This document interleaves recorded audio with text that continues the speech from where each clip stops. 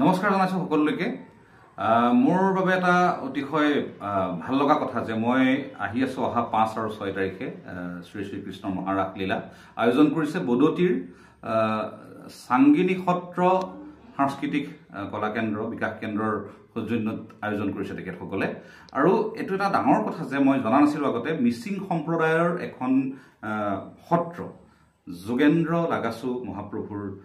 তত্ত্বাৱধানত তথা প্ৰাঞ্জল ধন্তি দত্তৰ পৰিচালনাত ৰাসভাগী পৰিচালনা হ'বলৈ গৈ আছে তাত মই গীত পৰিবেশনৰ বাবে আহি আছো আৰু মোৰ বাবে এয়া এক বৰ সুন্দৰ অভিজ্ঞতা হ'ব কাৰণ আমাৰ অসমৰ ভূমিপুত্ৰ মোৰ অতিকৈ প্ৰিয় জনজাতি মিচিং সম্প্ৰদায়ৰ ল'ৰা ছোৱালীসকলে এই ৰাস মহোৎসৱ ভাগী অভিনয় কৰিব আৰু তালৈ মই অহা 5 আৰু 6 নৱেম্বৰ তাৰিখে আহি আছো গীত পৰিবেশনৰ কাৰণে সকলো উপস্থিত থাকিব সকলোৰে লগত একেলগে আমি ভক্তিৰ থলীত লগ হ'ম আহিব সকলো বৰ ভাল লাগিব কৃষ্ণ